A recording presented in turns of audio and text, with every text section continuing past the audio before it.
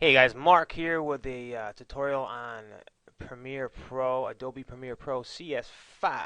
It's going to be a basic tutorial on how to use Premiere Pro CS5.5. I'm not going to be talking about dynamic link. I do talk about the dynamic link, bringing files that you worked on in After Effects directly into Premiere Pro, and that way you can work on a file in After Effects after you've already imported it into Premiere Pro, and it will change in the Premiere Pro timeline. So it's pretty cool.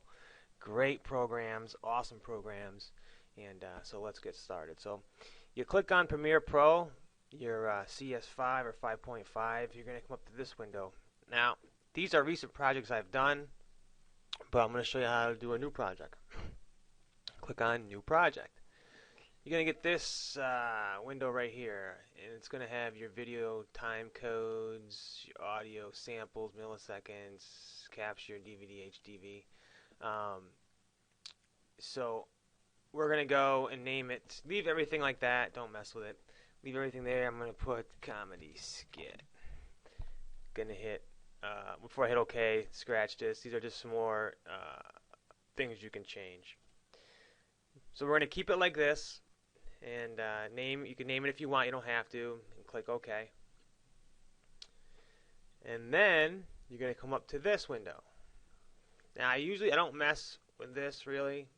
I don't really have to mess with this. You can for the video tracks. I'll show you what this means. It just basically tracks are each line or like a timeline, like After Effects. It has like a line going across. You'll have like a video one here. On top of it, you have another video slot up top where you can bring other video clips and put it on top of another video clip.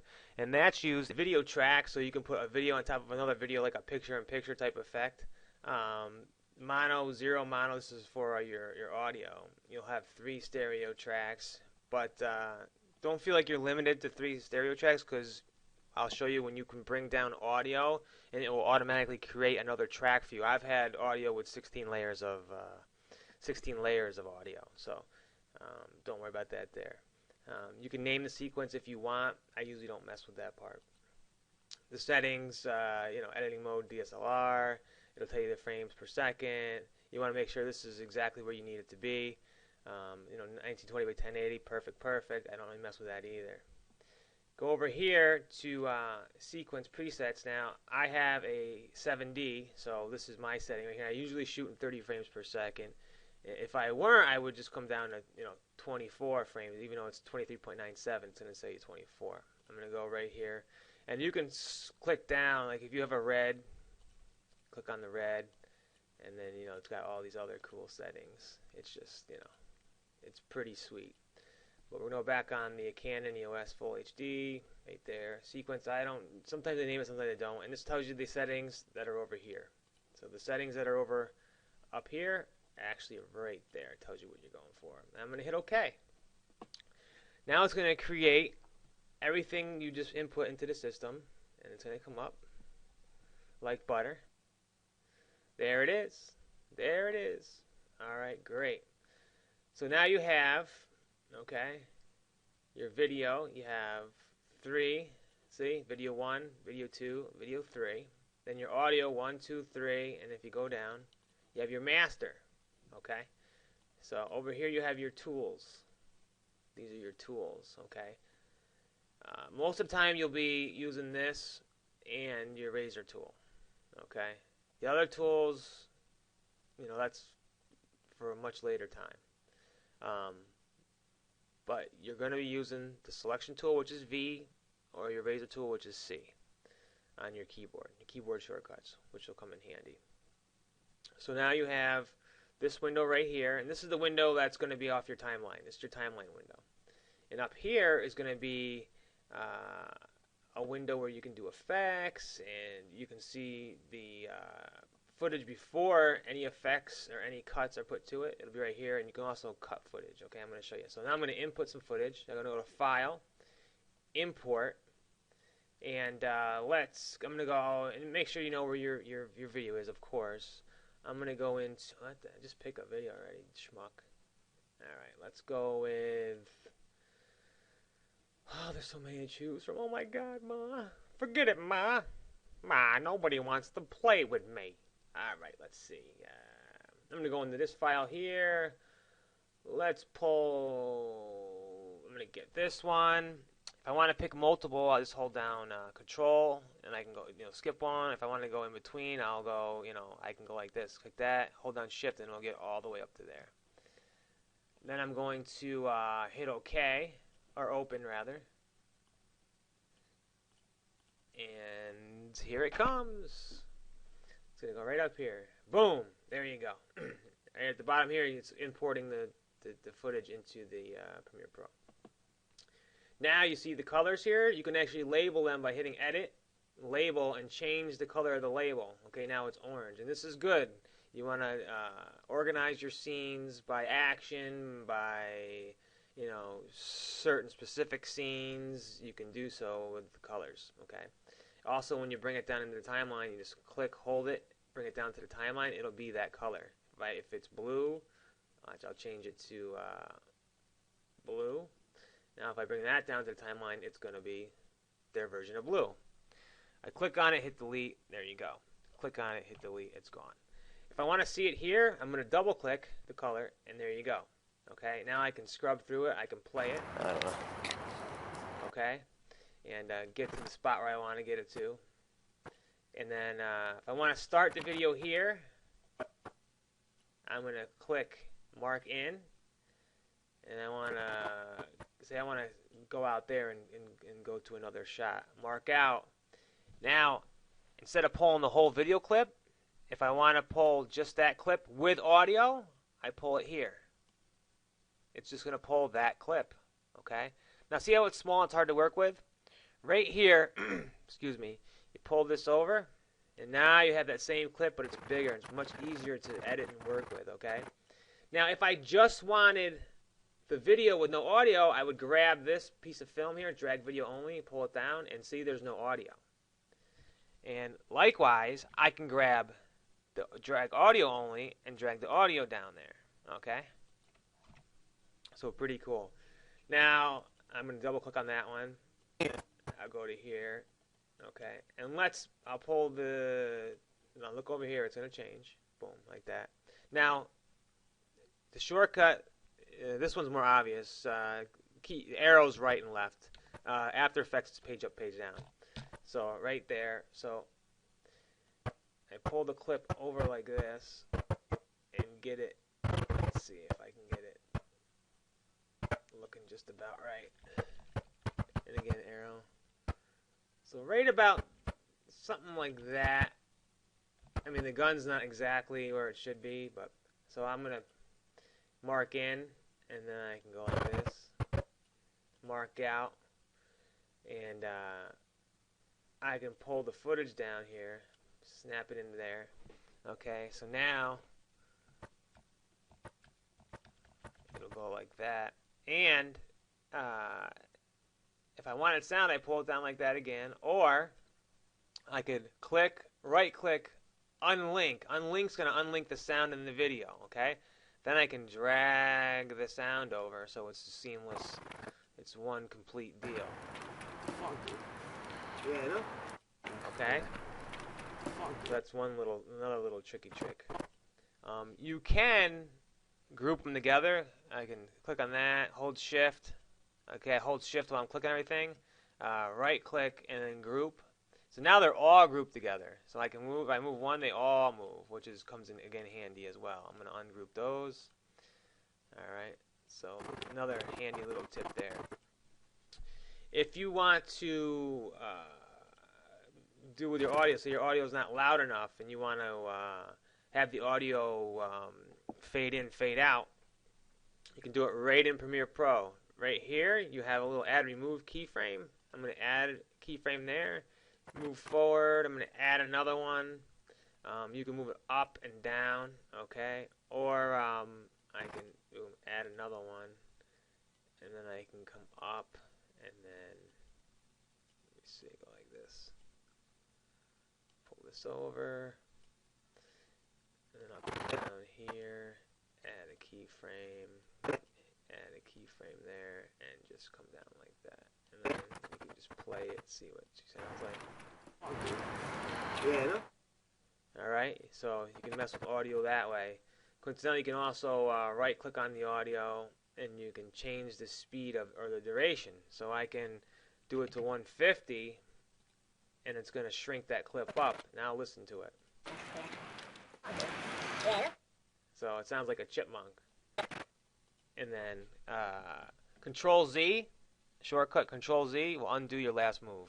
Okay, just like in After Effects, Control Z undoes your last, whatever you did last. Okay, I can right click audio gain and I can add gain to the entire audio file. So now I just gave it, a 10 boost.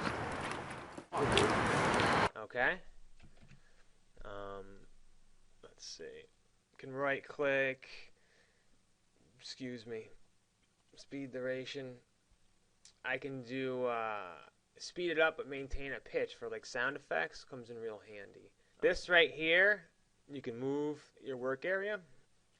If you have to render, say you put some effects on there, you click on this, and I want to do a video transition. So let's do a dissolve. I want to do an additive dissolve. Okay. So now it's red, so it won't play smoothly. I'm going to click on sequence, render effects. I don't want to render the entire work area. I want to render the effects in the work area. So I'm just going to render the additive dissolve that we put in there. So now watch up here and see what that does. Okay. And once it's done rendering, it'll automatically play it every time.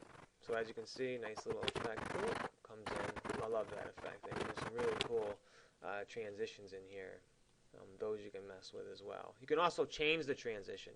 Click on your effect, and up here, effect controls. So now you have the effect right in this window. You can actually change it. I can do a little bit of this, and let's see how that looks. Love this program. Love it, love it, love it, love it, love it. Here it goes. Let's see what I did here. Okay, so that just did some funky stuff. I can make it last longer, the duration. So it's going to get much longer. So now the dissolve is way longer. Okay, so now it's going to take a lot longer. It's going to go slower, which is going to give it an entirely different look and feel to it than it did in normal settings that it had. And this is just one simple preset effect that's in Adobe Premiere Pro CS5.5. So you can see by just messing with the time and so on, you can get a really cool personalized effects that are really going to just knock the socks off your production. So we can do, also we can do color correction. You click color under the effects, and if you have third-party effects, it'll show up too. Let's see, we're going to do color balance. Click, drag it onto the clip that you want to have that effect on, okay? Now, if I click on this, go into effects, you're going to see that we have that. That's the effect that we applied right here and here. That's how you adjust it in here. Now, I'm going to pull this over so we can see. Let me get rid of this. I click on this, hit delete, so we can see the what the effect's going to do. So I'm going to see how it's changing the colors. We can change the colors, midtones, come down. We can even set keyframes if we wanted to change the color, and then let's see, over here, add a keyframe, come back. Alright, so then I want to come back to this. So comes back. So this is where you're going to change your keyframes as well with the effects. You add an effect, stopwatch, set a keyframe. You can adjust it with your slider here, or normal way, like this. Any effect you put in there, it will come up in this section. What you want to do is click on the clip that you put the effect to, and come up to effects controls, and you can really start to mess with it. Another good thing to know is that I was telling you about the video on top of video. You can bring a video clip. I'm going to click on this here. Let's see. Let's make this a clip here. All right. I'm just going to bring the video only out. Now, if I want to make it longer, I can. I can just drag it, and you can look up here when I drag it. It's gonna show you how far you're going. See, I'm moving. Okay. So now when I go like this, you're only going to see the one on top, just like After Effects. I click on it, go up to Effects Controls, and I click on Motion. Now I can mess with the scale. I can bring it in. Okay? I can mess with the position. I can mess with everything. All right? Rotation, everything. Opacity. I can mess with opacity. All right? If you want to do like a weird hologram looking thing. We can also add a bevel edge to it. So over in your effects, we're going to hit bevel. All right? Bevel, we want a thin bevel. So we drag it right onto there, boom. Now we got a thin bevel. And if you want to adjust the bevel edges, you can go in here and adjust. You can adjust it. It's that simple. That simple. So then we want to take this clip here and move it, let's say, right there. Perfect. Perfect. Now when it goes, the top is going to move as well. So then you got a little picture-in-picture type of deal. Definitely cool features in Premiere Pro CS5.5 that, you know, a lot of people don't give it a thought because they think either they can do everything in After Effects, or for some reason they may think Premiere Pro isn't as great as it really is. I mean, Premiere Pro is awesome. Love Premiere Pro. Love Premiere. I love After Effects. Adobe is awesome. Love Adobe. We love Adobe. Let's see. So I showed you this, showed you that. Oh. Let's get some sound in here. Import, and I got some sound here. Let's do that, and yeah, let's pull those in. All right, sound effects. So they're green. I'm going to click on them. So up here. Do you like it? Do you like it? Do you like it? So if I want to shorten it up, bring it over there. I'm going to hit mark out, and I'm going to come over here. Mark in, and I'm going to drag it right here and put it right under there. Okay, if I want to see the waveform, I'm just going to click that down and see the waveform. I was telling you guys about don't worry about your audio. So if I come down, see how it's doing.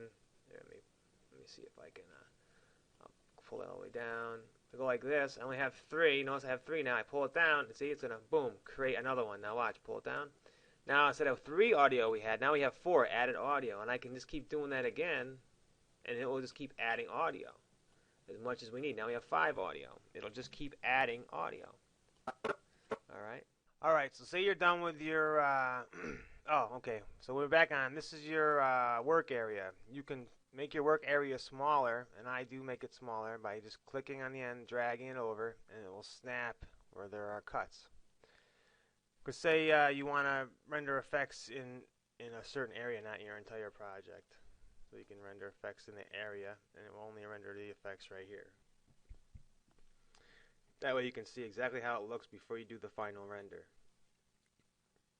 It's important to see what you're doing, obviously, so you know what you're doing. Yeah, I like it. So when you're done, you want to render out your project. You want to make sure that your entire work area is selected. Now you can have other clips over here outside the work area and still render, no problem. Okay? What you want to do is make sure your work area is selected that you want to have rendered for your final movie. You click File, Export, Media. Okay? Then you're going to get this window right here. Let me make it smaller. You're going to get this window right here. Now I have something already preset for me, recommended for upload to YouTube for HD source file or sequence. This is, I find, one of the best render settings for YouTube videos, the most clear and the best sound and so forth. You can, do your own thing and figure out what's what. So once you're here, you can go to the format, and I've got H.264. You've got Blu-ray and QuickTime and all that stuff. So I got H.264. Then the preset, I can come down here, and then it has all this stuff.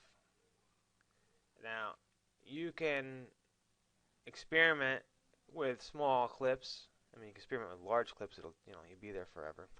experiment with small clips, upload them, see how they look, and find something that you feel is right for you. You can also do different stuff, with the audio settings, the video setting I don't really mess with. You want to make sure your frame rate is where it's supposed to be. So since I shot in 2997, if I render out in 2.4, it's going to be a little choppy and weird. So you want to make sure that the frame rate is where it needs to be, which it wasn't. So output is where it's going to go when it's done rendering. So I have it going in Mark, Pictures, CS5.5 finished videos, and then you can name it, test render. I named it test render, and then I hit save. And then when you're all set and you're ready to go, you just click on export. And you can get this window right here, and it's going to show you the magic. It's going to tell you estimated time remaining for it to be finished. So I'm looking at, a half a minute, and it tells you the percentage right here, 26%. Say I want to stop it, and I'll just click cancel, and it stopped. Okay. I'll hit cancel here. Also, before I leave this video, you can also have your metadata down here. Click on metadata, and you can go into all these settings and put your stamp on everything, and really get into some right management and PDF keywords and camera raw and scripts. I mean, you can get into a lot of metadata settings in here. I usually don't mess with that. I may start, but I usually don't. So then I can look in the pictures, finished videos, and where is it? Test render right here. Test render. It's going to show nothing because it wasn't finished. 0 bytes. There you go. So that, hopefully that's going to help you in Premiere Pro, CS5, 5.5. One more thing which I didn't show, which I apologize. Another setup which I forgot to show you guys is to cut clips. If I have a clip in here, if I have a clip in here I want to cut, I click on the razor tool and I'll snip it. Alright? And then I have a cut right there. So razor tool, I just hit C, boom, cut. Then I can click that, take that out of there, and pull it over.